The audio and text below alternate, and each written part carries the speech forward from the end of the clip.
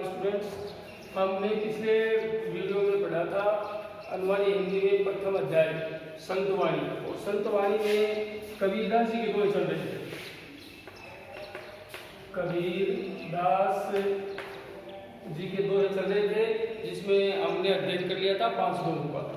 अब देखते हैं छठा जो दोहा है, कबीरदास जी का छठा दोहा है, उसको देखेंगे तो उसकी सत्संग व्याख्या वही सिस्टम रहेगा जो मैंने पिछले वीडियो में आपको बताया।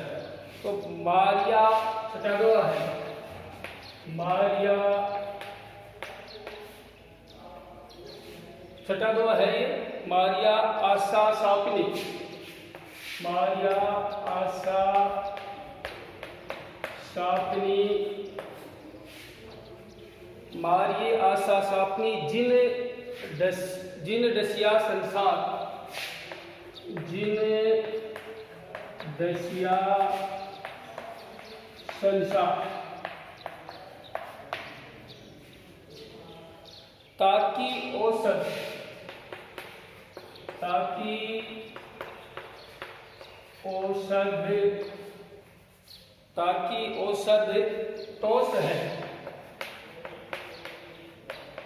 ताकि औसत तोष है, ये गुरु मंत्र विचार। देखिए फ्रेंड्स, छठा जो दोहा है संतवाणी का छठा दोहा कबीरदास जी से लिया गया। तो इसका प्रसंग है जो पूर्वत अपन ने देखा था वही प्रसंग रहेगा कि यह पद हमारी पाठ्य पुस्तक में लिया गया है जिसके कवि कबीरदास जी हैं और पाठ का नाम है संतवाणी। इन दोनों चीजों को अपन इन्वर्टेड कोमा में बंद कर देंगे तो प्रसंग तो यथावत ही रहेगा। इसके पश्चात अपन देखते हैं व्याख्या। तो व्याख्या में जो बिंदु होते हैं वही है, वही सिस्टम चलता रहेगा। मारिया का मारना, आशा, तत्सम और तद्भव आशा, इस तरह से अपन लिख सकते हैं इसको। सापनी सर्पणी, जिन मानी जिसने, दशा मानी दसना, संसार संसार, ताकि उसकी औषध दवा, तोष संतोष। औषध, औषध का अर्थ है औषधि और तोष, तोष का अर्थ होता है संतोष और गुरु मंत्र विचार। यानी कहने का तात्पर्य यही है कि मारिया आशा स्वापनी जिन दशा संसार। कबीरदास जी कहते हैं कि उस आशा रूपी सर्पनी को मार देना चाहिए। यहाँ पर आशा रूपी आशा, आशा क्योंकि स्वापनी का मतलब होता है कि मनुष्य के अंतर्गत जो शारीरिक विकार होते हैं, जो हमारे अंदर क्या है शारीरिक जो विकार हैं, और उन विकारों के कारण हम हमारे पथ पर नहीं बढ़ सकते हैं, उनको क्या कर देना चाहिए, खत्म कर देना चाहिए, डस लेना चाहिए, ताकि औषध दोष है और उनकी औषधि बताई गई है साहित्य में, उसकी औषधि बताई गई है संतोष। संतोष से बढ़कर कोई सुख भी नहीं है। ये विचार क्या है, गुरु के विचार है, एक सच्चा गुरु के ही विचार है। तो इसकी अपन व्याख्या करेंगे तो सबसे पहले सीधा हो जाएगा कि मारिया आशा शापनी जिन दशा संसार, मनुष्य के शरीर में निवास करने वाली विकारों से ग्रस्त जो शापनी है उसको मार डालना चाहिए, उसे खत्म कर देना चाहिए, उसे नष्ट कर देना चाहिए, क्योंकि उसने इस संसार को डस दिया है, खा लिया है। अर्थात हमारे अंदर जो मनोविकृति पैदा हो रही है, उसे हमारा जीवन है, मनुष्य का जीवन है, वो बर्बाद हो जाता है, उसे हमें नष्ट कर देना चाहिए। उसकी औषधि बताई गई है, कबीरदास जी ने उसकी एक औषधि बताई है और उस औषधि का नाम है संतोष। संतोष से बढ़कर कोई सुख ही नहीं है। ये सब है, ये विचार है, ये सब आइडियाज है, ये सब मंत्र है, वो देने वाला कौन है, एक सच्चा गुरु है। तो इसकी ये व्याख्या हो गई। अपन इसमें लिखेंगे, देखिए विशेष के बिंदु चलेंगे तो विशेष में यहाँ पर गुरु महिमा का वर्णन कबीरदास जी ने किया है कि एक सच्चा गुरु वही होता है जो मनुष्य को निराशा से आशा की ओर ले जाता है और संतोष प्राप्ति के लिए हमेशा मार्ग या पथ प्रदर्शित करता है। सीधा यही हो गया, इसमें कोई ज्यादा है नहीं। विशेष के 3 बिंदु आ जाएंगे। अपन शैली लिखेंगे तो उपदेशात्मक शैली का कबीरदास जी ने इसमें इस्तेमाल किया है, भाषा सरल है। और विशेष में तीसरा बिंदु लिख देंगे कि गुरु मंत्र पर यहाँ पर कबीरदास जी का फोकस रहा है। इसी प्रकार हमारी जो पाठ्य पुस्तक है कबीरदास जी के संतवाणी में 7वां जो दुआ है, 7वां जो पद है उसकी सप्रसंग व्याख्या करें। 7वां जो है कागा काको, कागा काको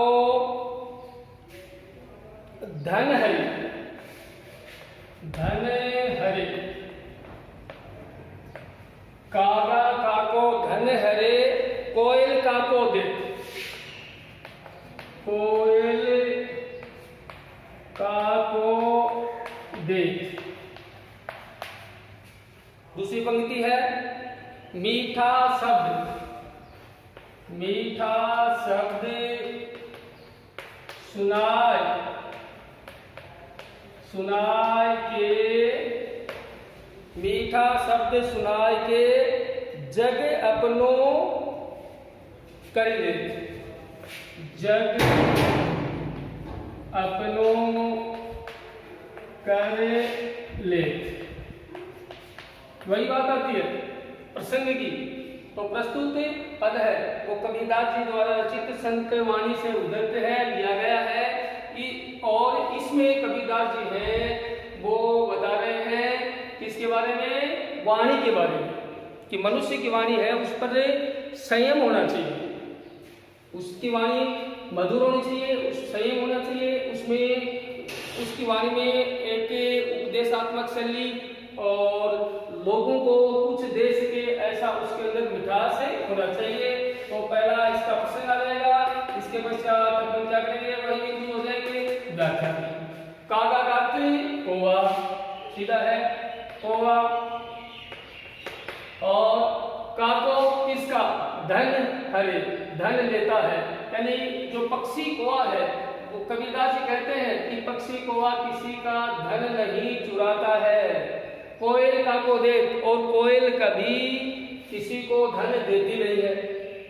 मीठा शब्द सुनाई के, लेकिन उसकी वाणी का जो मिठास है, कोयल की जो वाणी का मिठास है, उससे सारा जग क्या हो जाता है, प्रभावित हो जाता है। जग अपनों कर ले, सारे जग को मिठा अपनी वाणी की मिठास के कारण अपने वश में कर लेते हैं। जगवानी संसार हो गया, और अपनों कर लेना, वश में कर लेना, वश में कर लेना।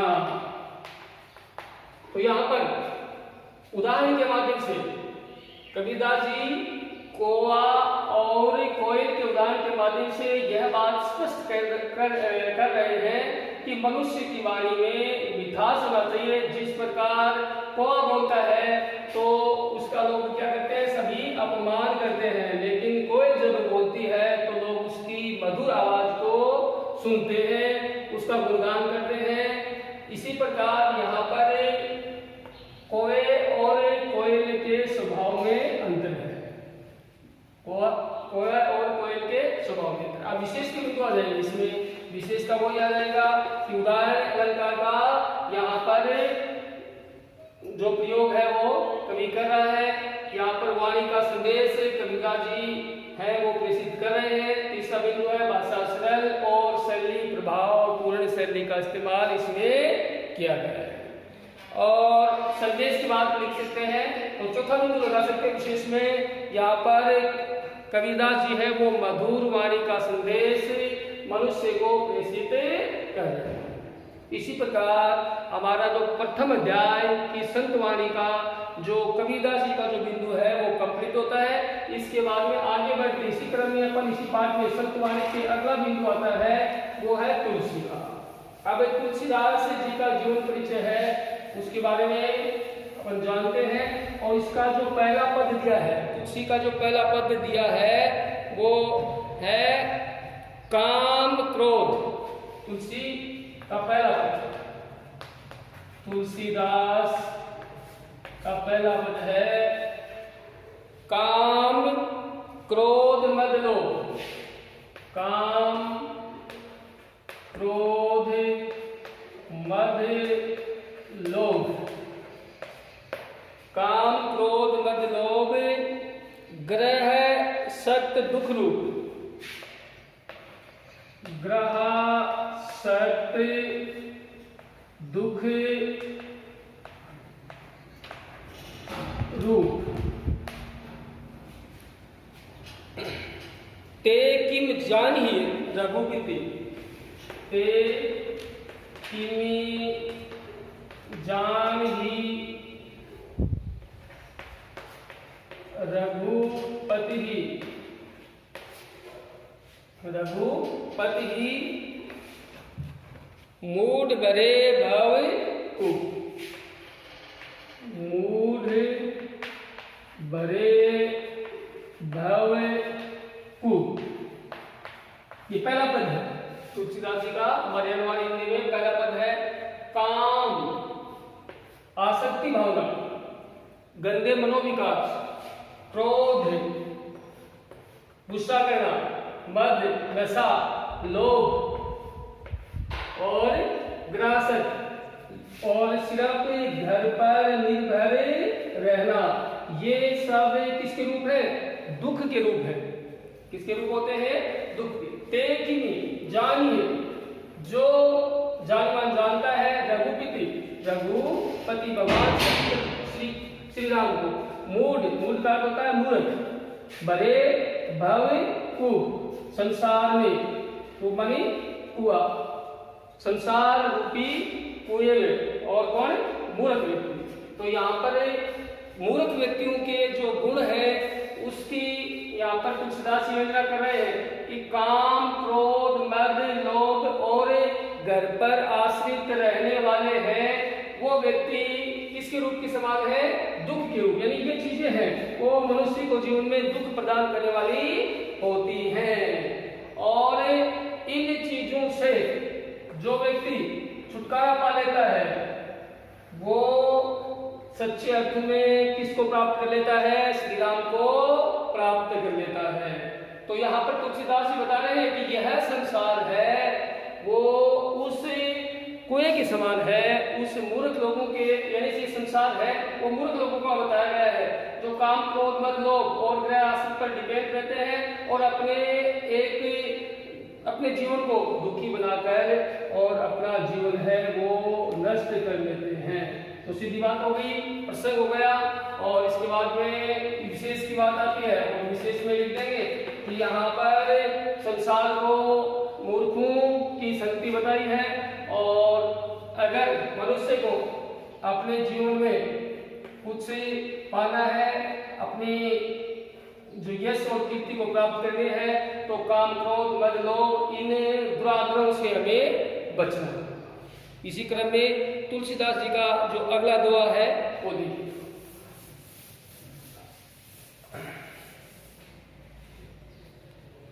कहीबे कहीबे कहीबे कह रचना रची, कह रचना रची।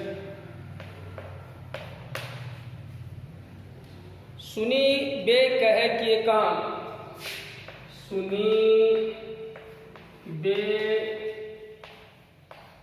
कह किए काम। दर्बी कह चित्त हित सहित, दर्बी कह चित्त हित, चित्त हित सहित, चित्त हित सहित। परमार्थ ही सुजान, परमार्थ ही सुजान। देखिए प्रश्न हो गया। प्रस्तुत पद है वो कवि तुलसी द्वारा रचित संतवाणी से लिया गया है। यहाँ पर कई कहने के लिए रचना, रचना का होता है जीव, रची मानी बनाई गई है। यानी ईश्वर ने हमें सही बोलने के लिए, सच्चे शब्द का उच्चारित करने के लिए क्या दी है?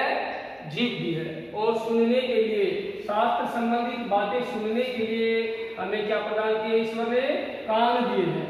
और दैविक है चित्त हित सहित, और धारण करने के लिए क्या है? हमारे मन में क्या दिया है? चित्त है। परमार्थ ही सुजान, परमात्मा ने दूसरों की भलाई के लिए ही सज्जन व्यक्ति हैं, वो सदा क्या होते हैं? उपकारी होते हैं, परोपकारी कराते हैं। यहाँ पर देखिए आध्यात्मिक दृष्टि से इस दोहे का अर्थ करेंगे अपन, तो कहने का मतलब है हमारे शरीर में जो वाणी का जो महत्व है, वाणी का जो महत्व है, जीभ के द्वारा यहाँ पर प्रासंगिक किया गया है कि मनुष्य की जो वाणी है वो उसमें मधुर वाणी है, वो किसके द्वारा प्रदान की गई है? जिह्वा के माध्यम से प्रदान की गई है।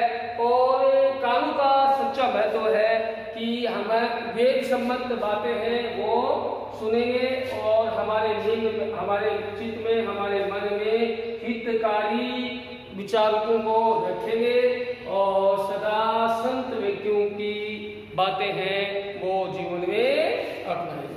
विशेष बातें इसमें कोई नहीं है। प्रस्तुत पद में जो भाषा है वहां पर अवधि के शब्दों को देखने मिलते हैं, ब्रज के शब्द है वो भी यहाँ पर दिए गए हैं। और हित चित सही, हित चित सही में एक विशेष अभिव्यंजना की। अब इसी क्रम में अगला जो है वो देखेंगे। तुलसी बलो सुसंग, तुलसी बलो सुसंग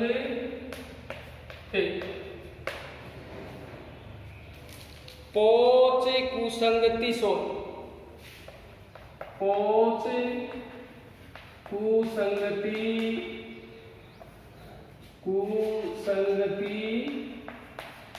सोच।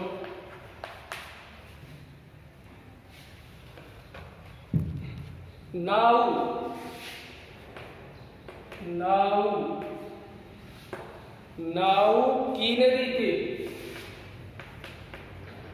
कीनरी तीर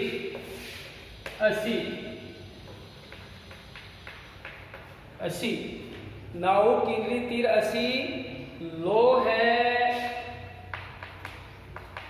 बिलोकत, लो है बिलोकत, बिलोकहु,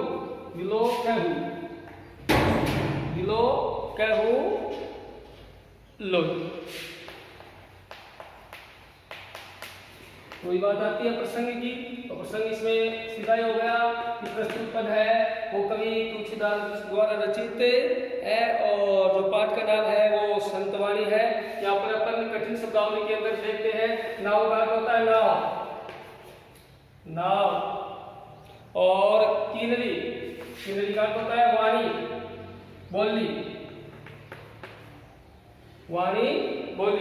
तीर कमान, तीर। असी तलवार, लोहा, और बिल्को ही लोही। अब देखो तुलसी बलो सुसंगति, प्रस्तुत पद में कवि तुलसीदास ने सुसंगति के प्रभाव को प्रकट करते हुए बता रहे हैं कि सुसंगति है वो मनुष्य का हर प्रकार से सदा क्या करती है? भलाई करती है।